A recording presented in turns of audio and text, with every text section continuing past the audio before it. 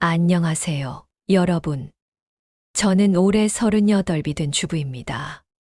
오늘 이렇게 사연을 보내게 된 건 제 이야기를 누군가에게 들려주고 싶어서예요.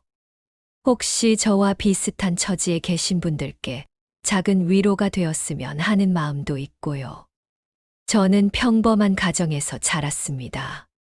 아버지는 작은 공장을 운영하셨고, 어머니는 식당 일을 도우시며 저와 동생을 키우셨어요. 부모님은 늘 말씀하셨죠. 남한테 피해 주지 말고 살아라. 감사할 줄 알아라. 그렇게 배우며 자랐습니다. 대학을 졸업하고 작은 회사에 취직해서 열심히 일했어요.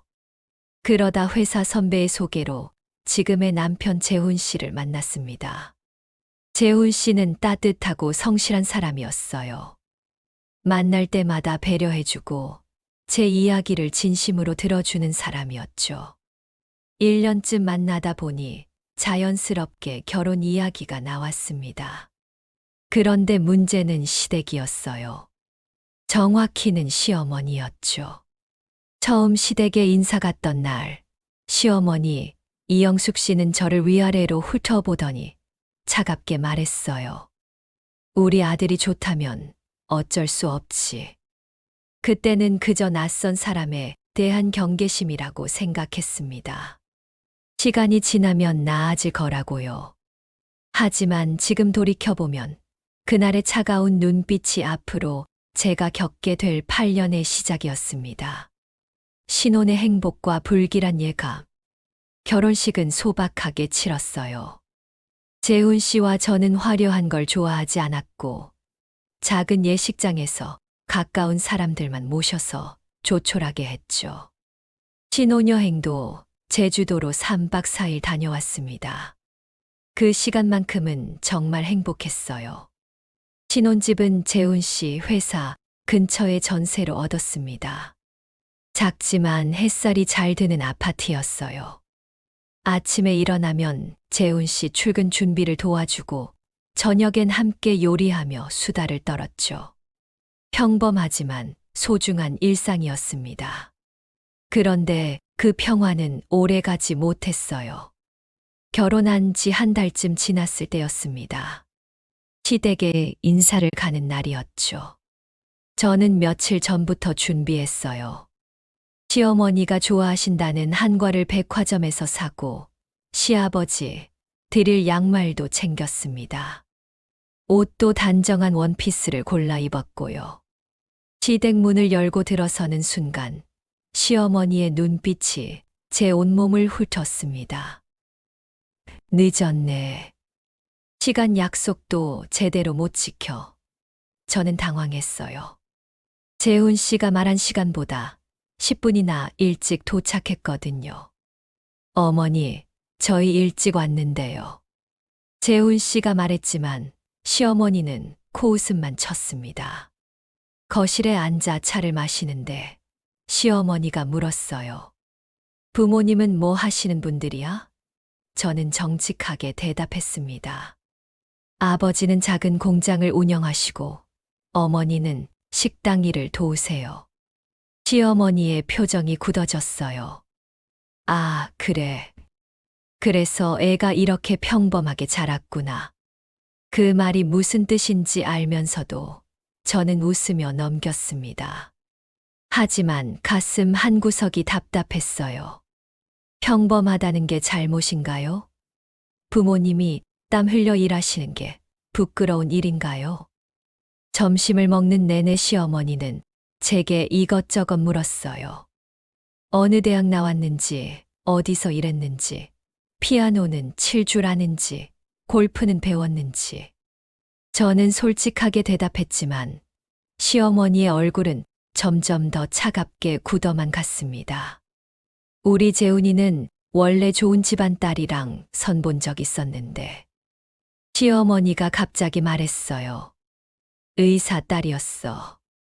그런데 재훈이가 고집을 부려서 결국 안 됐지. 참 아까워. 제 옆에 앉아있던 재훈 씨가 어머니 그만하세요 라고 했지만 시어머니는 계속했습니다. 이제 와서 어쩔 수 없지. 재훈이가 좋다는데. 집에 돌아오는 차 안에서 저는 말이 없었어요.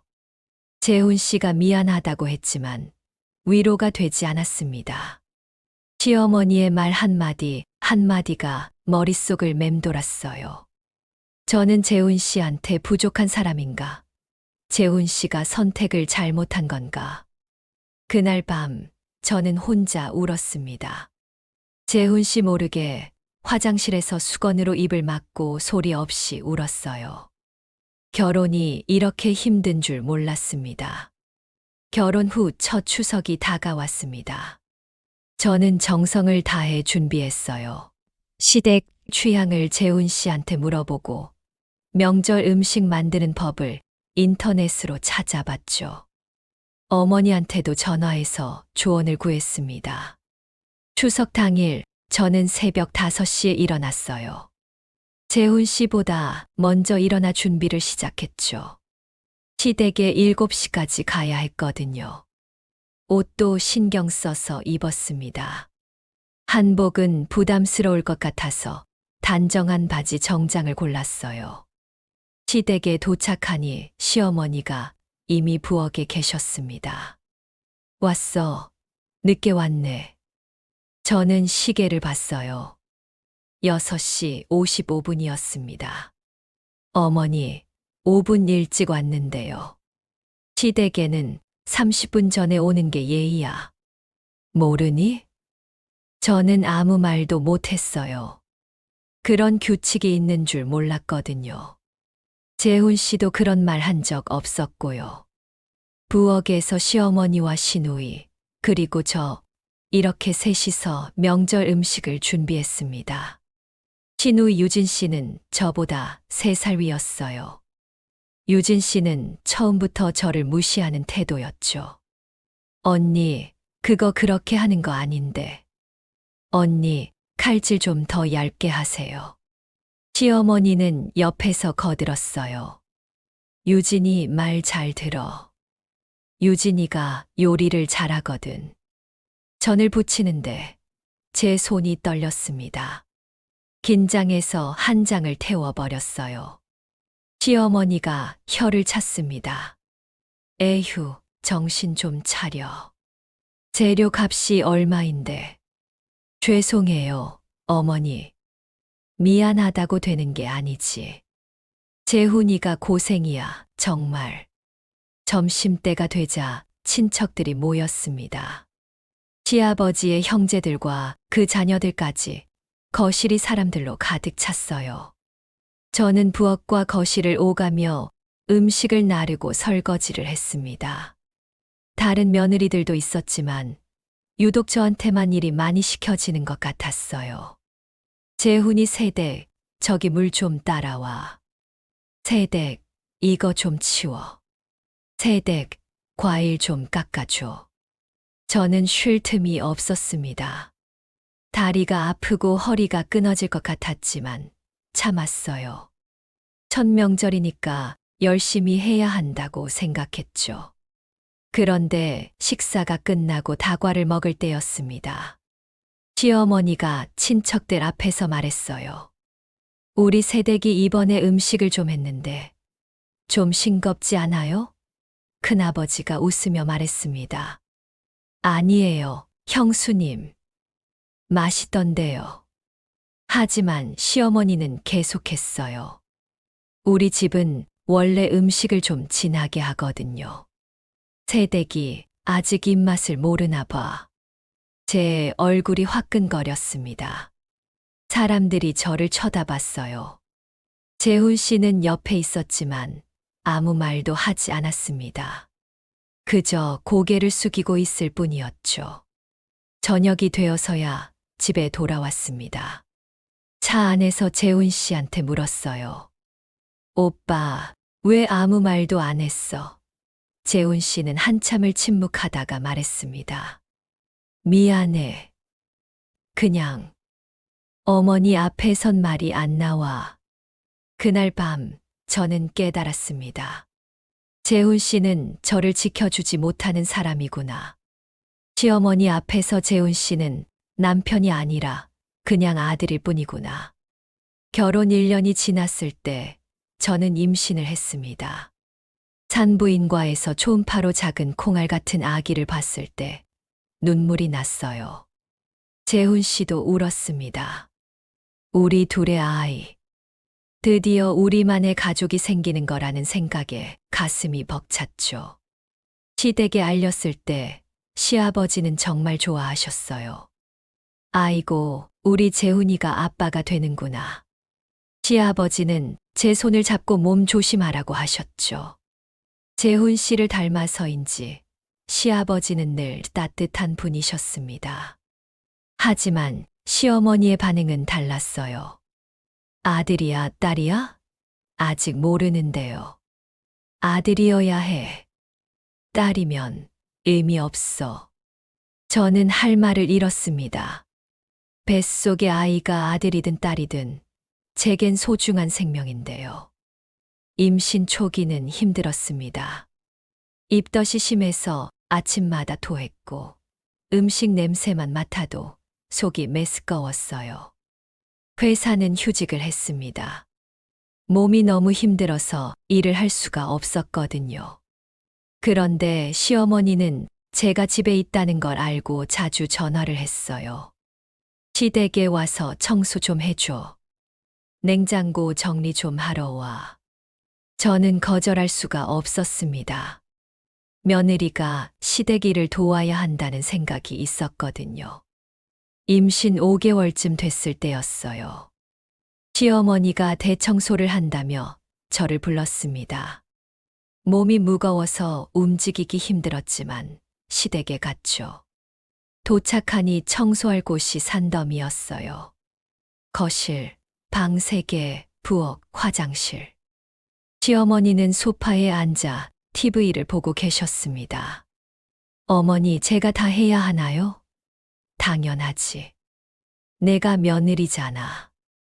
근데 제가 지금 임신 중이라. 임신했다고 팔자 좋네. 나도 임신하고 시집살이 했어. 그때는 더 힘들었어. 저는 아무 말도 못하고 청소를 시작했습니다. 무릎을 꿇고 걸레질을 하는데 배가 당겼어요. 허리도 아팠습니다. 중간에 화장실에 가서 잠깐 쉬었는데 시어머니가 문을 두드렸습니다. 왜 이렇게 오래 있어? 일 안 할 거야? 청소를 다 끝냈을 때 저는 거의 쓰러질 것 같았어요. 현관에서 신발을 신는데 다리가 후들거렸습니다. 시어머니는 말했어요. 다음엔 좀 더 꼼꼼히 해. 여기 먼지 남았잖아. 집에 돌아와서 침대에 누웠습니다. 배를 쓰다듬으며 아기한테 말했어요. 미안해. 엄마가 너를 지켜주지 못해서. 그때 배 안에서 작은 움직임이 느껴졌습니다. 태동이었어요. 처음 느끼는 태동. 저는 울면서 웃었습니다. 그날 밤 재훈 씨한테 말했어요. 오빠, 나 이제 시댁 일 못 도와줄 것 같아. 몸이 너무 힘들어. 재훈 씨는 알겠다고 했습니다. 하지만 며칠 후 시어머니한테서 전화가 왔어요. 재훈이한테 들었어. 내가 이제 안 온다고. 며느리가 그럴 수 있어. 임신 9개월이 되었을 때 산부인과에서 말했어요. 아들이에요. 저는 기뻤습니다. 아들이든 딸이든 상관없었지만 적어도 시어머니가 뭐라고 하지는 않겠구나 싶었죠. 시댁에 전화로 알렸더니 시어머니의 목소리가 밝아졌어요. 다행이네. 아들이면 대를 잇지. 그게 저한테 하는 첫마디였습니다. 수고했다는 말도, 몸은 괜찮냐는 말도 없었어요. 진통이 시작된 건 새벽이었습니다. 재훈 씨가 황급히 저를 병원으로 데려갔어요. 진통이 점점 심해지고 온몸에 땀이 났습니다. 재훈 씨가 제 손을 꼭 잡아줬어요. 힘내, 여보. 조금만 참아. 10시간의 진통 끝에 아들을 낳았습니다. 작고 빨간 얼굴의 아기. 첫 울음소리를 들었을 때 모든 고통이 사라지는 것 같았어요. 우리 아들. 재훈 씨도 울고 있었습니다. 산후조리원에 입원했습니다. 몸은 너덜너덜했지만 아기를 보고 있으면 힘이 났어요. 수유를 하고 기저귀를 갈고 아기를 안고 자장가를 불렀습니다. 사흘째 되던 날 시어머니가 찾아왔습니다.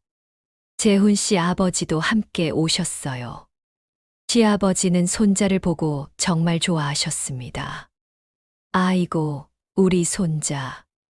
재훈이 닮았네. 하지만 시어머니는 아기를 한참 보다가 말했어요. 코가 내 닮았네. 아쉽다. 제가 잘못 들은 줄 알았습니다. 예, 얼굴이 우리 집안 사람들 안 닮았어. 내 쪽을 닮아서 좀 그렇네. 시아버지가 말렸어요. 여보, 무슨 소리야. 아기가 얼마나 예쁜데. 하지만 시어머니는 계속했습니다. 나는 원래 다른 며느리를 생각했었는데. 그 집딸이었으면 손자가 더 잘생겼을 텐데. 그 순간 제 안에서 뭔가 끊어지는 소리가 들렸습니다. 산후조리원에서 막 아이를 낳은 산모한테 할 소리가 그거였나요? 제 아이가 잘생기지 않았다고, 제가 며느리로 적합하지 않다고 재훈 씨가 말했습니다. 어머니, 제발 그만하세요. 뭐가, 나는 사실을 말하는 거야. 제발요, 어머니. 시어머니와 시아버지가 나간 후 저는 혼자 울었습니다. 가슴을 짓누르는 슬픔과 분노. 왜 제가 이런 말을 들어야 하나요? 제가 뭘 잘못했나요? 산후조리원에 있는 2주 내내 저는 우울했습니다. 아기를 보면서도 마음 한구석이 텅 빈 것 같았어요. 다른 산모들은 가족들이 자주 찾아와서 음식도 해주고 아기도 봐주던데. 재훈 씨는 회사 일로 바빠서 주말에만 왔습니다. 시댁에서는 시어머니가 한 번 더 왔는데 그때도 상처되는 말만 하고 갔어요. 젖은 잘 나와? 요즘 애들은 분유 먹이잖아. 내가 고생스럽게 젖 먹일 필요 없어. 어머니, 저는 모유 수유하고 싶어요. 애 키워본 적도 없으면서. 내 말 들어. 분유가 나아. 저는 아무 대답도 하지 않았습니다. 제 아이를 어떻게 키울지는 제가 정하고 싶었어요. 산후조리원에서 나온 후 집으로 돌아왔습니다. 아기와 단둘이 보내는 시간이 많았어요. 재훈 씨는 아침 일찍 나가서 밤늦게 들어왔거든요. 육아는 생각보다 힘들었습니다.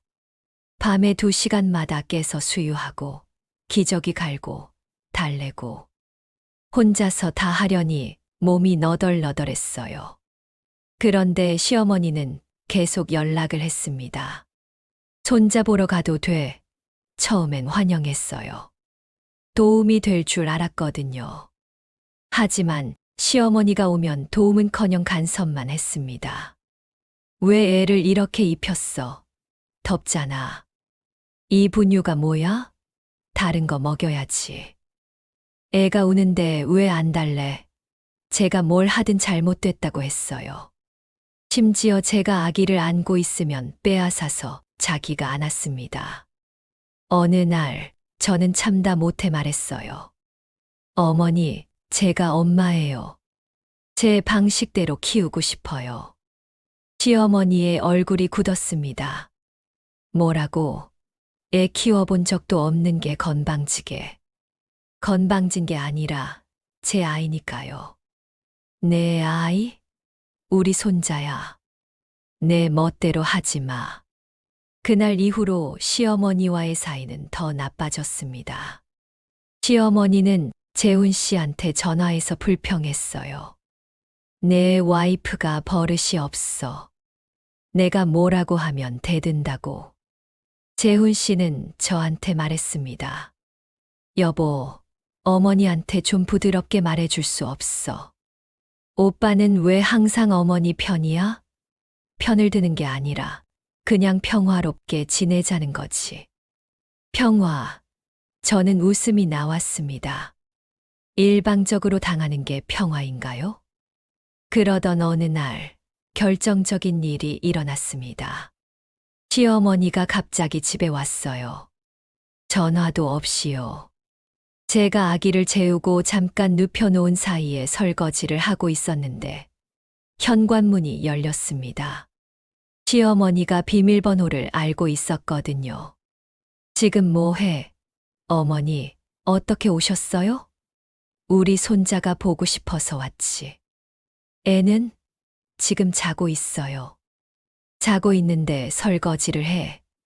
애 봐야지. 시어머니가 방으로 갔습니다. 저는 황급히 따라갔어요. 시어머니가 자고 있는 아기를 깨웠습니다. 아이고, 우리 손자. 할머니 왔어. 아기가 놀라서 울기 시작했어요. 어머니, 왜 깨우세요? 겨우 재웠는데. 뭐, 내가 손자 보는데 내가 뭐라고 해. 제발 아기 좀 내려놓으세요. 건방지게. 내 손자야. 그 순간 저는 폭발했습니다. 참고 참았던 모든 게 쏟아져 나왔어요.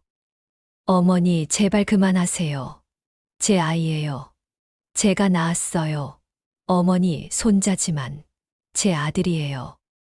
시어머니의 얼굴이 창백해졌습니다. 뭐라고? 감히 시어머니한테 소리를 쳐. 소리 안 지르고는 못 견디겠어요. 결혼하고 지금까지 어머니가 저한테 어떻게 하셨는데요. 저도 사람이에요. 저도 감정이 있어요. 시어머니가 아기를 안고 나가려고 했습니다. 저는 막아섰어요. 아기 내려놓으세요. 비켜. 안 비켜요. 제 아이 돌려주세요. 그때 재훈 씨가 퇴근해서 들어왔습니다. 상황을 보고 놀란 얼굴로 물었어요. 무슨 일이야? 시어머니가 울먹이며 말했습니다. 재훈아, 내 와이프가 나한테 소리 지르고 손자도 안 안게 해. 재훈 씨가 저를 봤어요. 저는 차분하게 말했습니다. 오빠, 나 이제 못 참겠어. 어머니가 아기 자는데 깨우셨어. 전화도 안 하고 비밀번호로 마음대로 들어오시고, 제가 뭘 해도 간섭하시고, 저도 이 아이 엄마예요. 재훈 씨는 한참을 아무 말이 없었습니다. 그러더니 시어머니한테 말했어요. 어머니, 오늘은 돌아가세요. 제가 모셔다 드릴게요. 뭐, 내가 지금 나보다 저 여자 편을 드는 거야? 편을 드는 게 아니라 일단 진정하시고 돌아가세요. 시어머니는 아기를 침대에 내려놓고 나갔습니다. 문을 세게 닫는 소리가 온 집안을 울렸어요. 재훈 씨도 시어머니를 모셔다 주고 나갔습니다. 저는 혼자 남아서 우는 아기를 안았어요. 미안해, 미안해. 엄마가 참았어야 하는데. 하지만 다른 한편으로는 시원했습니다. 드디어 말했다는 것. 더 이상 참지 않겠다는 것. 그날 밤 재훈 씨가 돌아왔을 때 저는 말했습니다. 오빠, 우리 집 비밀번호 바꿔요. 그리고 어머니가 오실 땐 미리 연락 달라고 해요. 재훈 씨는 한숨을 쉬었습니다. 여보, 그게 쉬운 일이 아니야. 어려워도 해야 해요. 안 그러면 저 미쳐요. 재훈 씨는 결국 고개를 끄덕였습니다. 그리고 며칠 후 비밀번호를 바꿨어요. 시어머니한테도 말했다고 했습니다. 하지만 그 후로 시어머니는 한 달 동안 연락을 끊었어요. 아기가 돌이 지났을 때였습니다. 돌잔치는 작게 하자고 했지만 시댁에서 크게 하겠다고 우겼어요. 호텔 예식장을 빌려서 친척들을 다 불렀습니다. 돌잔치 준비로 정신없던 어느 날, 재훈 씨가 회사에 간 사이 집에 택배가 왔어요. 재훈 씨 이름으로 온 서류 봉투였습니다. 저는 재훈 씨한테 전화했어요. 오빠, 서류 왔는데 열어볼까? 응, 열어봐. 회사 서류일 거야. 그런데 열어보니 이상한 서류였어요. 부동산 계약서였습니다. 시댁 근처의 아파트 매매 계약서. 계약자는 재훈 씨와 시어머니 이름이 함께 적혀 있었어요. 계약 날짜는 제가 임신했을 때였습니다. 이상했어요. 재훈 씨가 저한테 한 번도 말한 적 없었거든요. 서류를 더 살펴봤더니 다른 종이도 있었습니다. 시어머니가 손으로 쓴 메모였어요. 재훈아, 이 집은 내 명의로 해놨으니 나중에 내가 혼자 살 수 있어. 그 여자랑은 어차피 오래 못 가. 내가 좋은 사람 다시 소개해 줄게. 손이 떨렸습니다. 이게 무슨 뜻이죠? 시어머니가 저와 재훈 씨를 갈라놓으려 했다는 건가요? 저는 더 찾아봤어요. 서류 봉투 안에 사진도 있었습니다. 재훈 씨와 낯선 여자가 함께 찍은 사진. 뒤에는 박수진, 서울대 의대 졸업, 아버지 병원장이라고 적혀 있었어요. 가슴이 철렁했습니다. 이게 뭐죠? 재훈 씨가 저 몰래 다른 여자를 만난 건가요?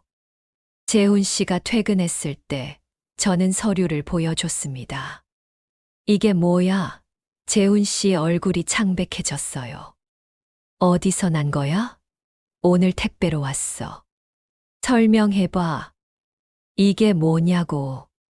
재훈 씨는 한참을 말이 없었습니다. 그러더니 한숨을 쉬며 털어놨어요. 어머니가 너랑 결혼하기 전부터 다른 사람을 생각하셨어. 박수진이라는 여자, 의사 집안 딸이야. 어머니가 선을 보라고 해서 한 번 만났었어. 근데 나는 관심 없었어. 그때 이미 너를 만나고 있었으니까. 그래서 저는 차갑게 물었습니다. 결혼하고 나서도 어머니가 계속 그 사람 얘기를 하셨어. 너랑 헤어지고 그 사람이랑 다시 만나라고.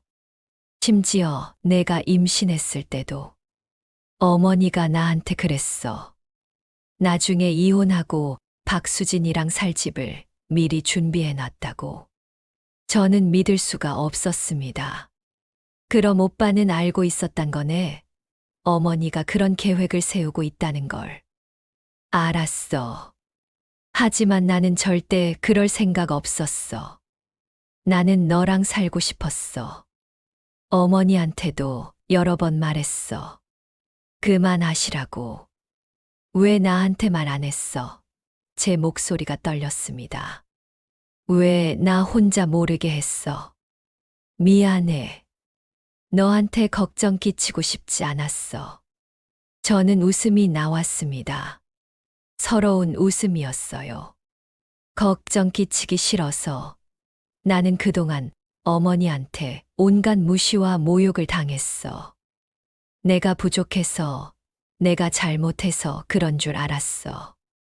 근데 알고 보니 어머니는 처음부터 나를 쫓아낼 생각이었구나.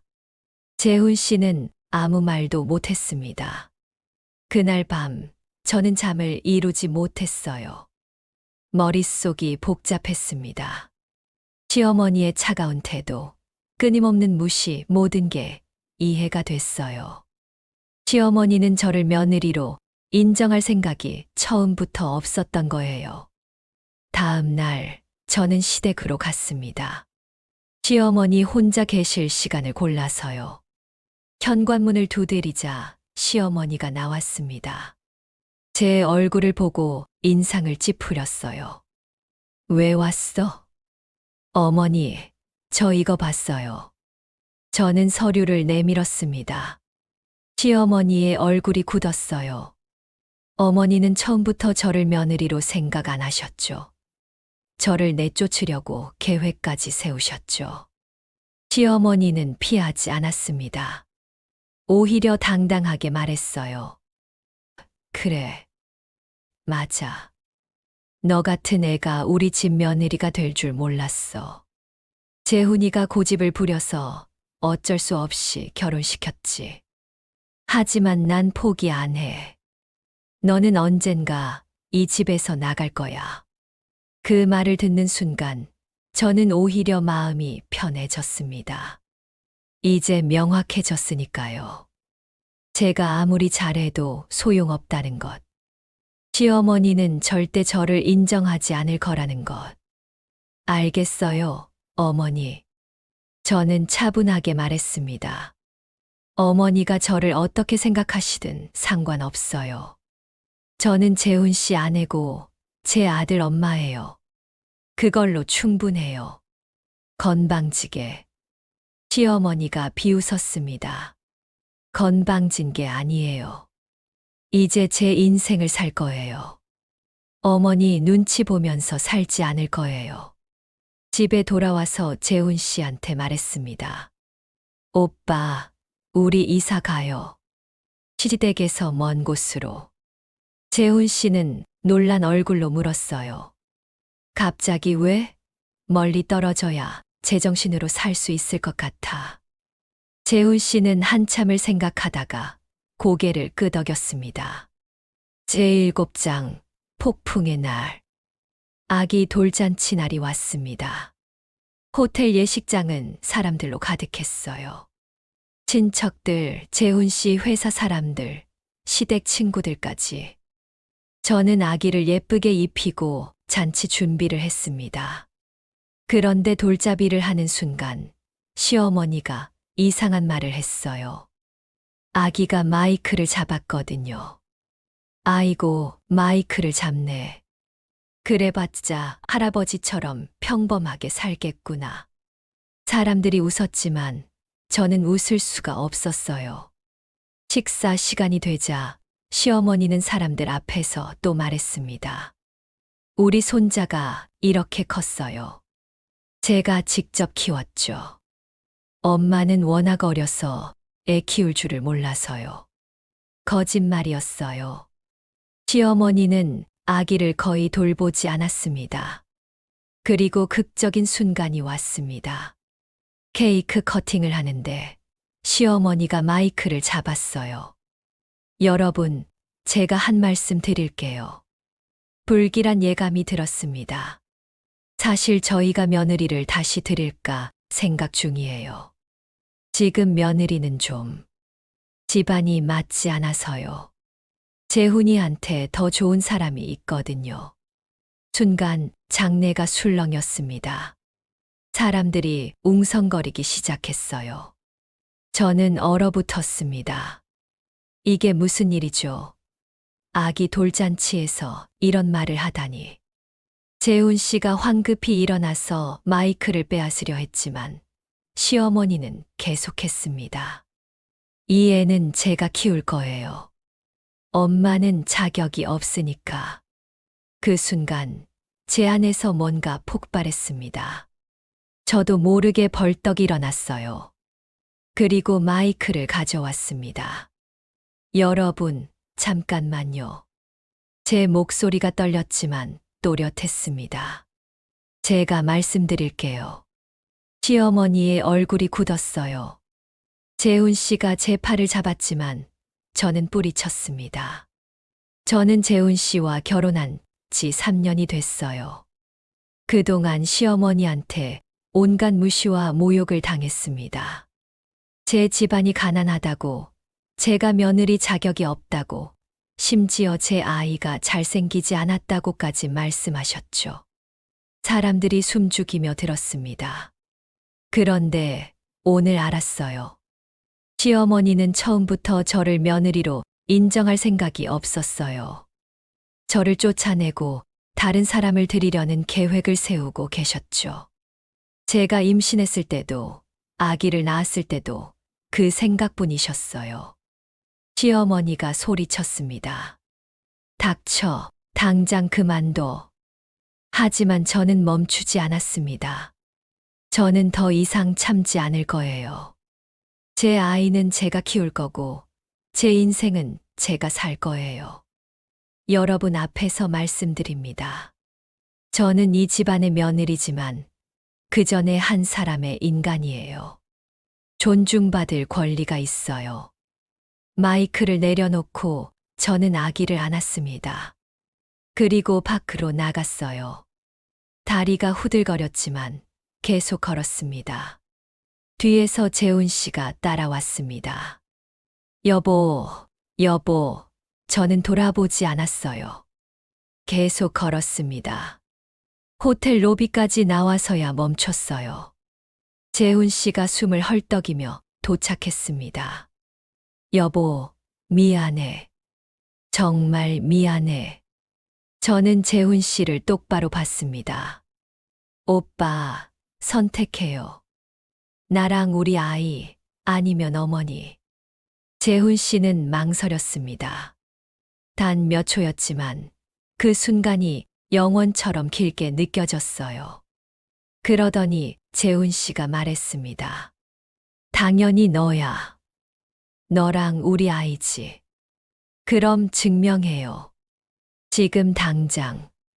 우리는 다시 예식장으로 들어갔습니다. 시어머니와 친척들이 어수선하게 서 있었어요. 재훈 씨가 시어머니 앞에 섰습니다. 어머니, 저는 제 아내를 선택합니다.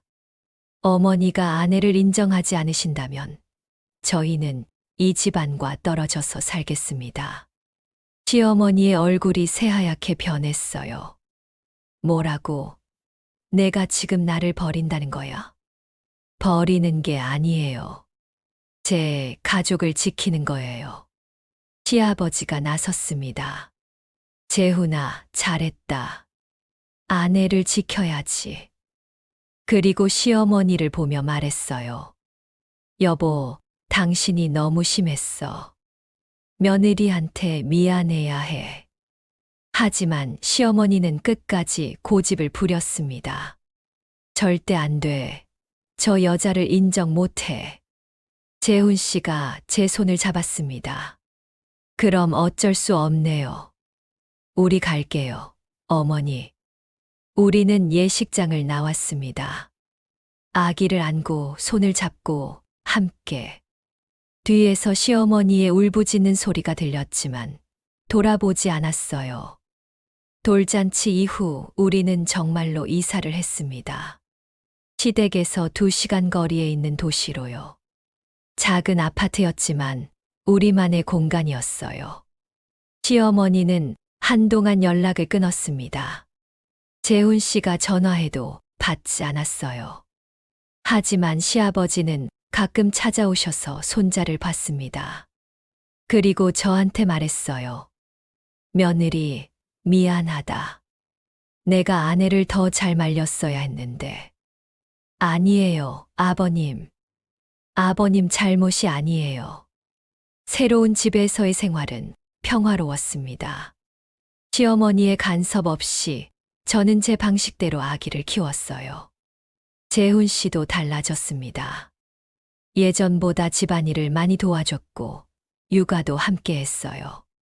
아기가 3돌이 됐을 때 시어머니한테서 전화가 왔습니다. 처음으로요. 손자 보고 싶다. 딱 그 한마디만 하고 끊었어요. 저는 재훈 씨와 상의했습니다. 어떻게 할까? 내가 결정해. 내가 힘들면 안 가도 돼. 저는 한참을 생각했습니다. 그리고 결정했어요. 가자. 하지만 조건이 있어. 어머니가 저한테 사과하시면. 시댁에 갔을 때 시어머니는 많이 늙어 있었습니다. 흰머리가 늘었고 얼굴에 주름이 깊어졌어요. 손자를 보는 시어머니의 눈에 눈물이 고였습니다. 할머니, 아기가 시어머니한테 달려갔어요. 시어머니가 아기를 안았습니다. 그리고 한참을 그렇게 안고 있었어요. 식사를 하는 동안 시어머니는 말이 없었습니다. 식사가 끝나고 아기가 시아버지랑 놀고 있을 때였어요. 시어머니가 제게 다가왔습니다. 며느리야. 어색한 호칭이었지만 처음으로 제대로 불러준 것 같았어요. 네, 어머니. 내가 미안하다. 시어머니의 목소리가 떨렸습니다.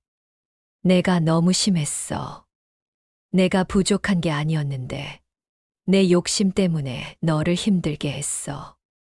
저는 놀랐습니다. 시어머니한테서 사과를 들을 줄 몰랐거든요. 나는 재훈이를 통해서 뭔가 이루려고 했어. 좋은 집안과 연결되고 사회적으로 인정받고 싶었어.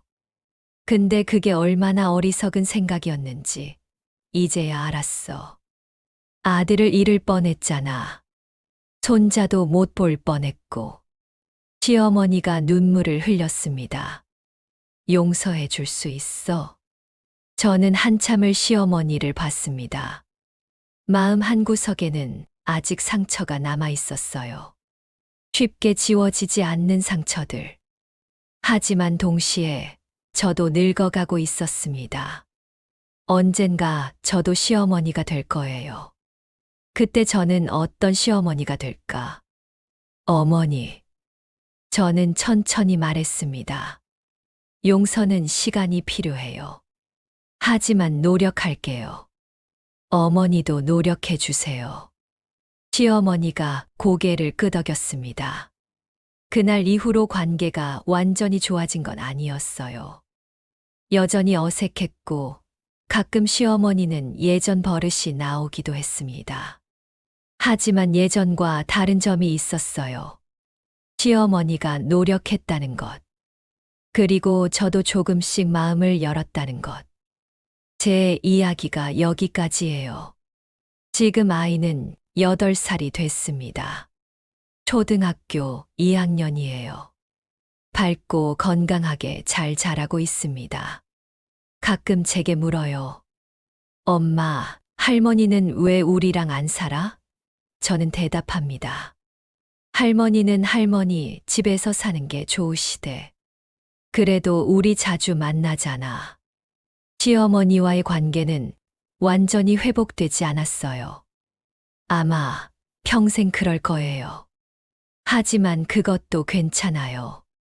모든 관계가 완벽할 순 없으니까요. 중요한 건 저를 지킬 수 있다는 것. 제 아이를 지킬 수 있다는 것. 재훈 씨와 저는 여전히 함께 살고 있어요. 물론 완벽한 부부는 아닙니다. 가끔 싸우기도 하고 의견이 안 맞을 때도 있어요. 하지만 그날 돌잔치장에서 재훈 씨가 저를 선택했던 순간을 잊지 않아요. 그 순간 재훈 씨는 진짜 제 남편이 되었습니다. 얼마 전에는 친정 부모님을 모시고 가족 여행을 다녀왔어요. 바닷가에서 아이가 할아버지, 할머니와 뛰어노는 걸 보면서 생각했습니다. 이게 제가 원했던 거구나. 행복한 가족. 서로를 존중하는 관계. 가끔 과거를 돌아보면 가슴이 아파요. 왜 제가 그렇게 참았을까? 왜 진작 말하지 못했을까? 하지만 동시에 그 경험이 저를 강하게 만들었어요. 이제 저는 누구 앞에서도 주눅 들지 않습니다. 제 의견을 당당히 말하고 잘못된 건 잘못됐다고 말할 수 있어요. 혹시 지금 저와 비슷한 상황에 계신 분이 이 사연을 듣고 계시다면 말씀드리고 싶어요. 참는 게 미덕이 아니에요. 당신도 존중받을 자격이 있어요. 당신의 목소리를 내세요. 당신의 행복을 지키세요. 그리고 또 말씀드리고 싶어요. 용서는 상대를 위한 게 아니라 자신을 위한 거라고요. 저는 시어머니를 완전히 용서하지 못했어요. 하지만 그 미움을 내려놓으려고 노력해요. 미움은 결국 저 자신을 병들게 하니까요. 요즘 저는 작은 카페를 운영하고 있어요. 제가 항상 하고 싶었던 일이었죠. 규모는 작지만 단골 손님들이 있고 제가 직접 만든 케이크를 파는 게 즐거워요. 오후에 아이가 학교에서 돌아오면 카페로 와서 숙제를 해요. 그 모습을 보면서 커피를 내리는 시간이 제일 행복합니다. 지난주에는 시어머니가 카페에 처음 오셨어요. 아무 말 없이 커피를 주문하시고 한참을 앉아 계시더니 말씀하셨어요. 커피 맛있네. 그리고 가시면서 수고해라고 하셨죠. 짧은 말이었지만 저는 알았어요. 시어머니 나름대로 인정하신다는 것을. 제 인생이 완벽한 건 아니에요. 여전히 힘든 날도 있고 지칠 때도 있어요. 하지만 예전과 다른 점이 있어요. 이제는 제가 제 인생의 주인공이라는 것. 누구의 며느리, 누구의 아내가 아니라 바로 저 자신으로 살아간다는 것. 긴 사연 들어주셔서 감사합니다.